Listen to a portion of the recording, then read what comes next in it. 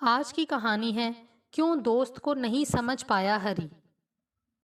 उसके बारे में सुनकर धक्का तो लगा किंतु आश्चर्य नहीं हुआ। कोसता रहा खुद को कि क्यों नहीं लिया गंभीरता से उसकी बातों को मैंने। बीता वक्त धीरे धीरे मन मस्तिष्क पर उभरने लगा था। लगभग 6 दशक से अधिक की पहचान थी उससे। पहली कक्षा से पढ़ते रहे थे साथ साथ। दावे से कह सकता हूँ कि उसके दांत साफ करने से लेकर रात को गर्म प्याला दूध पीने की आदत से परिचित था। उसकी सोच, उसके सपने, उसके मुख से निकलने वाला अगला शब्द तक बता सकता था मैं। पिछली कई मुलाकातों से ऐसा लगा शायद मैं उसे उतना नहीं जानता था जितना सोचता था। हम दोनों ने एक कॉलेज से इंजीनियरिंग की। समय ने दोनों को न्यूयॉर्क में ला पटका। धीरे धीरे मकान भी दोनों ने न्यूयॉर्क के क्वींस इलाके में ले लिए। रिटायर होने के बाद धर्मवीर 10-12 मील दूर लॉन्ग आइलैंड के इलाके में चला गया। तब से कुछ आयु की सीमाओं और कुछ फासले के कारण हमारा मिलना जुलना कम होता गया। पिछले 2 वर्षों में जब भी वह मुझसे मिला उसमें पहले जैसी ऊर्जा ना थी। चेहरा उसका बुझा बुझा, बासे सलाद के पत्तों की तरह। उसकी आंखों में जगमगाते दिए के स्थान पर बिन तेल के बुझती बाती सी दिखाई दी, जैसे जीने की ललक ही खो दी हो। उसे जतलाने की हिम्मत नहीं पड़ी, किंतु मैं बहुत चिंतित था। एक दिन मैंने उसके यहाँ अचानक जा धमकने की सोची। घंटी बजाई। दरवाज़ा पूरा खोलने से पहले ही उसने दरवाज़ा मेरे मुंह पर दे मारा। मैंने अड़ंगी डालते हुए कहा, अरे यार क्या बदतमीज़ी है। रिवर्स गियर में जा रहे हो क्या? लोग तो अंदर बुलाते हैं, गले मिलकर स्वागत करते हैं, चाय पानी पिलाते हैं, और तुम एकदम विपरीत सठियाए अमेरिकी बन गए लगते हो। अपना चेकअप करवाओ, ये लक्षण ठीक नहीं। देख अभी शिकायत करता हूँ। इतना कहकर मैं भाभी भाभी चिल्लाने लगा। क्यों बेकार में चिल्ला रहा है? तेरी भाभी घर पर नहीं है। चलो मजाक छोड़ता हूँ, यह बताओ हवाइयाँ क्यों उड़ी हैं? चेहरा देखा है आईने में? ऐसे दिखते हो जैसे अभी अभी तुमने कोई डरावना सपना देख लिया हो। तुम्हारा ऐसा व्यवहार समझ से बाहर है। बस यार शर्मिंदा मत करो। ठीक है, उगल डालो जल्दी से जो मन में है, वरना बदहज़मी हो जाएगी। कोई बात हो तो बताऊं। इतना कहते ही उसकी आंखें भर आईं। धर्मवीर, कभी ध्यान से देखा है खुद को? कितना दुबला हो गया है। दुबला नहीं, कमज़ोर कहो, कमज़ोर। कमज़ोर हो गया हूँ यार। कमज़ोर तो तू कभी था ही नहीं, अब हो गया हूँ। कायर, गीदड़ बन गया हूँ। किसी चक्कर वक्कर में तो नहीं पड़ गया? मैंने मजाक में कहा। दिमाग तो ठीक है तेरा, तू भी वही धुन गुनगुनाने लगा। आजकल तो यह हाल है। झूठ और सच की परिभाषाएं बदल चुकी हैं। अज्ञानी ज्ञान सिखा रहा है, कौवा राग सुना रहा है, झूठों का बोलबाला है। कुकर्म खुद करते हैं, उंगली शरीफों पर उठाते हैं। तू तो जानता है मेरा ज़मीर, मेरे कर्तव्य, मेरे उसूल कितने प्रिय हैं मुझे। इतना कहते ही उसके चेहरे पर उदासी छा गई। हाँ, अगर ऐसी बात है तो चल कहीं बाहर चलकर बात करते हैं। धर्मवीर ने पत्नी के नाम एक नोट लिखा, चाबी जेब में डाली और दोनों बाहर चल पड़े। सर्दी का मौसम शुरू हो चुका था। न्यूयॉर्क की सड़कों पर कहीं कहीं बर्फ के टुकड़े दिखाई दे रहे थे। सर्द हवाएं चल रही थी। दोनों कॉफ़ी हाउस में जाकर बैठ गए और कॉफ़ी मंगवाई। धर्मवीर, अब बताओ तुमने दरवाज़ा क्यों बंद किया? हरी मित्र, बात ही कुछ ऐसी है, ना तो तुम्हें समझा सकूंगा और ना ही तुम समझ पाओगे। तुम्हारे आने से पहले वह आई थी, उसकी झलक पाते ही बर्फ सा जम गया था मैं। बस दे मारा दरवाज़ा उसके मुंह पर। ऐसी बेरुखी, इतनी बदतमीज़ी क्यों की मैंने? यह मेरी सोच से भी बाहर है। शर्मिंदा हूँ अपनी इस हरकत पर, कभी माफ़ नहीं कर सकूँगा स्वयं को। छी छी छी, नफ़रत हो रही है खुद से। सोचता हूँ अगर मैं उसकी जगह होता तो मुझे कैसा लगता। उस क्षण बुद्धि इतनी भ्रष्ट हो गई थी कि पूछा तक नहीं कि क्या काम है, क्या चाहिए, क्यों आई हो सकता है पत्नी से कोई ज़रूरी काम हो। जीवन के इस पड़ाव में इतनी गुस्ताखी, क्या उम्र के साथ साथ नादानियाँ भी बढ़ती जाती हैं? सोच की शक्ति कम हो जाती है क्या? यह दोष बुढ़ापे पर भी नहीं मर सकता। शेष इंद्रियां तो अक्षत हैं। शायद भीरू हो गया हूँ, चूहा बन गया हूँ। बदतमीज़ी एक नहीं 2 बार हुई थी। 2 मिनट बाद वह फिर अपनी सहेली के साथ आई। हाथ में कुछ किताबें थी। लगता था सहेली कार में बैठी थी। मैंने फिर वही किया, दरवाज़ा पूरा खोलने से पहले ही उसके मुंह पर दे मारा। बचपन से सीखा है अतिथियों का सम्मान करना। अभी बड़बड़ा ही रहा था कि फिर घंटी बजी। मैं दरवाजे तक गया, दुविधा में था। हाथ कुंडी तक गया, दरवाज़ा खोलते ही बंद करने ही वाला था कि तुमने अड़ंगी डाल दी। यार, यह वह ही करता रहेगा या कुछ बताएगा भी कि यह वह शय है क्या? छोड़ यार, बेवजह किसी औरत का नाम लेना मैं ठीक नहीं समझता। जब हम क्वींस छोड़कर लॉन्ग आइलैंड में आए, सभी पड़ोसियों ने धीरे धीरे कुकीज़ आदि से अपना अपना परिचय दिया। उनमें एक पड़ोसन वह भी थी। थोड़े ही समय में उसका सरल निश्चल व्यवहार देखकर तुम्हारी भाभी भी उससे दोस्ती हो गई। उन पति पत्नी का हमारे यहाँ आना जाना शुरू हो गया। निशा से यह बर्दाश्त नहीं हुआ। यह निशा कौन है? दरअसल तुम्हारी भाभी की बचपन की सहेली है। उसी के कारण हम लॉन्ग आइलैंड आए थे। जिसका बूटा सा कद, कसरत करने वाली गेंद की गोलाई सा शरीर और अल्प बुद्धि एवं उद्देश्य सबके ध्यान का केंद्र बने रहना। जैसे सोने पे सुहागा। रानी मधुमक्खी निशा कैसे बर्दाश्त कर सकती थी अपने राज्य क्षेत्र में किसी और का आगमन? उसे अपने क्षेत्र में खतरा लगने लगा। उसने तुम्हारी भाभी के मस्तिष्क में शंका रूपी विष के डंक मारने शुरू कर दिए। वह विष इतना फैला कि नासूर बन गया। धर्मवीर, 1 मिनट, फ़ोन आ रहा है, कहकर मैं फ़ोन सुनने लगा। हाँ बोलो मेम साहब। जी, कहाँ रह गए? शाम को विवेक साहब के पास जाना है। ठीक है, तुम तैयार रहना, मैं 1 घंटे में पहुंच जाऊंगा, कहकर मैं फिर से मित्र से मुखातिब हुआ। धर्मवीर, जाना पड़ेगा, हाई कमान का आदेश हुआ है। यह मोबाइल फ़ोन भी जासूस से कम नहीं। सुनो, भाभी से जिक्र मत करना। तुम्हें तो पता है औरतें ही सदा हमदर्दी का पात्र बनती हैं। हर तरफ औरतों की ताड़नाओं अत्याचारों के चर्चे होते रहते हैं। ऐसी बात नहीं है कि पुरुष औरतों के अत्याचारों के शिकार नहीं होते। जबान के खंजर पड़ते रहते हैं उन पर और वे चुप्पी साधे हृदय की व्यथा लिए अंधेरों में विलीन हो जाते हैं। ना ही कोई उन्हें सुनता है और ना ही विश्वास करता है। धर्मवीर, चिंता मत करो, समय के साथ सब ठीक हो जाएगा। स्थिति को सुधारने की कोशिश करते रहो। चलता हूँ, जल्दी मिलेंगे। हरि मित्तर से मिलकर धर्मवीर का मन थोड़ा हल्का हुआ। घर की दहलीज पार करते ही धर्मवीर की पत्नी ने प्रश्नों की बौछार कर दी। कहाँ गए थे? बोलते क्यों नहीं? उसी से मिलने गए होंगे। शर्म नहीं आती इस उम्र में? पता नहीं क्या जादू कर दिया है उस नामुराद कलमुही ने। देखो विमला, तुम चाहती हो तो मैं फिर बाहर चला जाता हूँ। तुम्हें जो कहना है कहो, किसी और को बीच में घसीटने की कोई आवश्यकता नहीं। इतना कहकर मैं अपने कमरे में चला गया। हरि मित्तर से मिले केवल 3 दिन ही हुए थे। धर्मवीर का मन हरि से बातें करने को बेचैन था। उसने हरि को फ़ोन किया, वह घर पर नहीं था। धर्मवीर ने संदेश छोड़ दिया। शाम को फ़ोन की घंटी बजी। हाँ बोलो हरि। धर्म, कल क्या कर रहे हो? चलना है कहीं? कल? कल नहीं, परसों ठीक रहेगा। तुम्हारी भाभी कहीं बाहर जाने वाली है। ठीक है, परसों जैक्सन हाइट में। वह पायल वाला डोसे बहुत अच्छे बनाता है। वहीं मिलेंगे 12 बजे। डोसा खाते खाते हरि ने पूछा, धर्मवीर, घर पर हालात कुछ सुधरे या नहीं? नहीं यार, क्या बताऊं। तुम्हारी भाभी को शंका का घुन लग गया है। उसकी सोच अपाहिज हो गई है जो मेरे घर को बर्बाद करके ही रहेगी। निशा अपना काम करती जा रही है।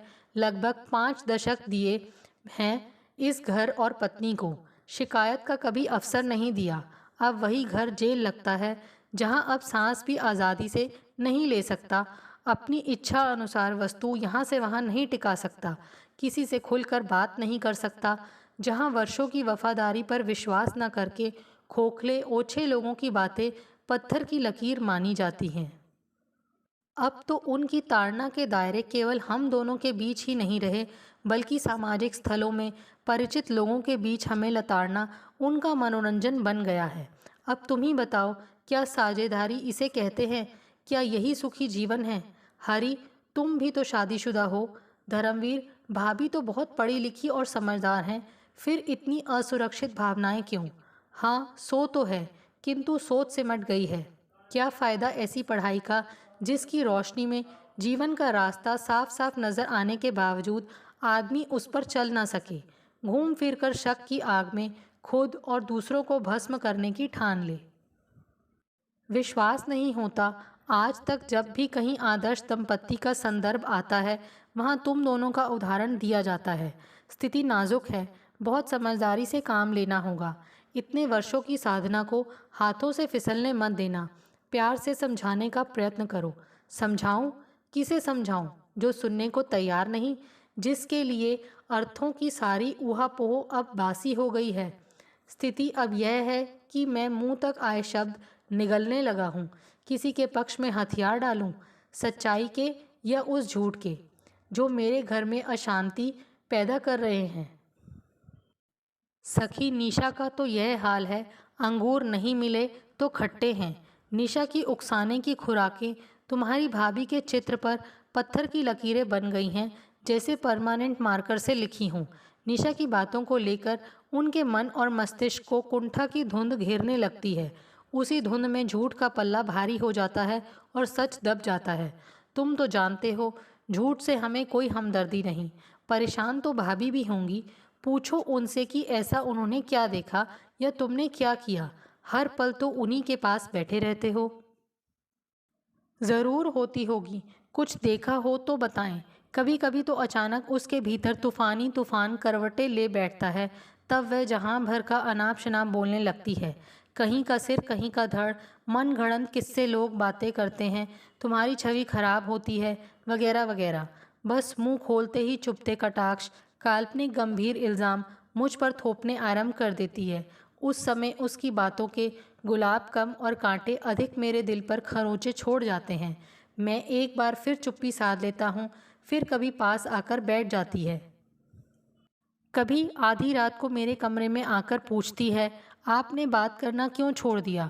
मुझे अच्छा तो नहीं लगता, पर बात भी क्या करूं? उन्हें मेरे शब्दों की अपेक्षा ही कहाँ है। हजार बार कह चुका हूँ, विमला, तुम्हारे सिवा कभी किसी को नहीं चाहा। मैं रिश्तों की अहमियत जानता हूँ। पूरा जीवन तुम्हें दिया है, अब बचा ही क्या है मेरे पास। कहती है, झूठ बोलते हो, अब तो वही है तुम्हारी सब कुछ। बदनाम कर देगी तुम्हें, इस्तेमाल करके छोड़ देगी तुम्हें। तुम नहीं जानते, आदमखोर है आदमखोर। उस दिन मैंने भी कह दिया। विमला, यह सब कुछ कहने की आवश्यकता नहीं। कैनवस तुम्हारे पास है, रंग तुम्हारे दिमाग में है, जैसी चाहो तस्वीर बना लो।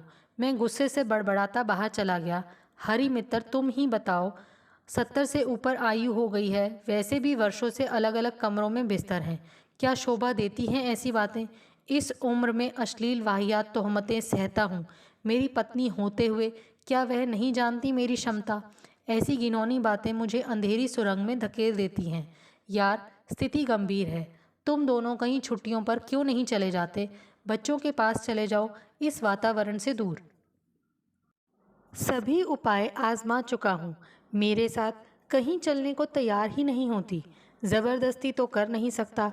एक आत्मनिर्भर स्वतंत्र अमेरिकी भारतीय नारी है, कुछ पूछते ही बौखला सी जाती है। मेरी हर बात, हर हाव भाव, मेरे हर काम में मुझे अपमानित करने के लक्षण ढूंढती रहती है। आजकल तो यह अपने गुप्त समाचार विभाग की बिल्लियों के बहुत गुणगान करती रहती है।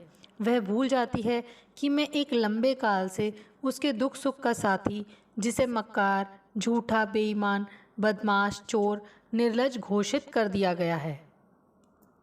जैसे जैसे उसके कटाक्ष लंबे होते जाते हैं, मेरे दुख बढ़ते जाते हैं। रही बात बच्चों की, तुम ही बताओ, भारतीय अमेरिकी बहुओं के घर भला कितने दिन जाकर रहा जा सकता है? धर्मवीर, मुझे तुम्हारी चिंता होने लगी है। बस यही कह सकता हूँ कि वार्तालाप का रास्ता खोलना रहना ज़रूरी है। हरी मित्र, कोशिश तो बहुत करता हूँ, पर जब परिचित लोगों के सामने मेरी धज्जियाँ उड़ाई जाती हैं, लांछन लगाए जाते हैं, तब मैं बौखला जाता हूँ। बोलता हूँ तो मुसीबत, नहीं बोलता तो मुसीबत। इस उम्र में इतना तोड़ डालोगी, वजूद इतना चकनाचूर कर डालेगी, कभी सोचा नहीं था। जब स्थिति की जटिलता बेकाबू होने लगती है, मैं उठकर बाहर चला जाता हूँ या किताबों को उथल पुथल करने लगता हूँ। तब दोनों अपने अपने कोकून में बंद रहने लगते हैं, मानो एक दूसरे को रख कर भूल गए हों। साथ ही तो रह जाता है केवल। दिन बड़ी मुश्किल से गुजरते हैं, जैसे छाती पर कोई पत्थर रखा हो, और रातें जैसे कभी ना होने वाली सुबह। कामना करता हूँ इससे अच्छा तो बाहर सड़क पर किसी खूंटी पर टंगा होता, थोड़ा जीवित थोड़ा मृत। फिर सोचता हूँ कहीं दूर भाग जाऊं, जहाँ कम से कम ये लंबे दिन रात कलेजे पर अपना वजन महसूस करते तो नहीं गुजरेंगे। पूरे घर की हवा में उदासी छितरी रहती है। तब एहसास होता है शायद यह उदासी मेरे मरते दम तक हवा में ही ठहरी रहेगी। तू भली प्रकार से जानता है कि मेरे भीतर एक कैद खाना है। कैसे भाग सकता हूँ यथार्थ से। रही बात से बात कायम रखने की ज़रूरत उसकी है, मात्र उसकी। इन लंबे लंबे दिनों और काली रातों के अटूट मौन में आवाज़ बनाए रखने की गरज भी उसकी है, मात्र उसकी। मेरी भावनाओं को कुचलकर चिथड़े चिथड़े कर दिए हैं उसने। गरीब हो गया हूँ भावनाओं से, सरकते पटकते रहते हैं मेरे शब्द, बेअसर सपाट। तुम्हारी भाभी की चेतना सुनती नहीं, मस्तिष्क सोचता नहीं। हरि मित्तर ने घड़ी देखते हुए कहा, धर्मवीर बहुत देर हो गई है, मौसम भी खराब होता जा रहा है, अब चलते हैं, जल्दी ही मिलेंगे। धर्मवीर आज सब कुछ उगलने को तैयार था। धर्मवीर की बातें सुनकर हरि का मन भारी हो गया। उसे इस समस्या का कोई हल दिखाई नहीं दे रहा था कि वह कैसे धर्मवीर की सहायता करे। धर्म को लगा जैसे कोई तो है जो उसे समझता है। फ़ोन की प्रतीक्षा करते करते धर्म ने 4 दिन बाद हरि को फ़ोन किया। हेलो हरि, कैसे हो? हरि, ठीक हूँ, और तुम? कुछ ही देर में धर्म हरि के द्वार पर था। धर्मवीर, आज तुम मेरे यहाँ आ जाओ, तुम्हारी भाभी अपने भाई के यहाँ गई है। चाय बनाओ, आता हूँ। अंदर आओ धर्म, बैठो। आज मैं तुम्हें अपने इलेक्ट्रॉनिक खिलौने दिखाता हूँ। यह है मेरा आईपॉड और यह वी। इसमें अलग अलग खेल हैं, 4 लोग एक साथ खेल सकते हैं। जब कुछ करने को नहीं मिलता तो हम बूढ़ा बूढ़ी खेलते रहते हैं, या फिर ताश। चलो एक गेम तुम्हारे साथ हो जाए, ध्यान भी दूसरी ओर जाएगा और समय का भी सदुपयोग हो जाएगा। नहीं यार, यह मुमकिन नहीं। मुझे समय व्यतीत करने की कोई समस्या नहीं। चलो अगली पिछली बातें करते हैं। धर्मवीर, अभी तक मैं यह नहीं समझ पाया कि तुम इतना कुछ अकेले क्यों सहते रहे। एक बार जिक्र तो किया होता।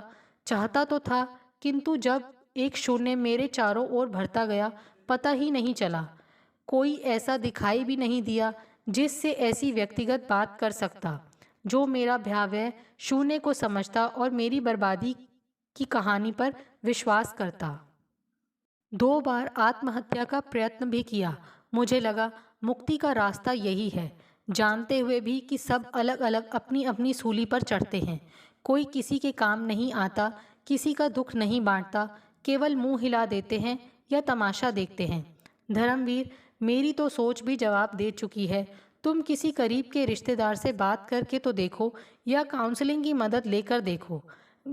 घर के वातावरण को सामान्य रखने का प्रयत्न करो, शायद कोई परिवर्तन आ जाए। हरि, यह भी सुन लो, एक दिन घर पर बहुत मेहमान आने वाले थे।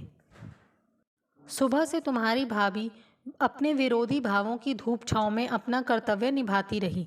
दिन अच्छी तरह से बीता। शाम की चाय के समय किसी ने पूछ लिया कि तुम्हारी उस सहेली का क्या हाल है। उस शब्द सुनते ही मेरी पत्नी की उनींदी सी सुस्ती एकदम तन गई। उसका कभी ना रुकने वाला राग शुरू हो गया। सभी मेहमानों के सामने उसने मुझ पर अनेक लांछन लगाकर मेरे चरित्र की धज्जियां उड़ा दी। एक ही झटके में मुझे घर छोड़ने को कहा। सामने बैठी मेरी जीवा तालू से चिपकने लगी। एक मौन जमने लगा।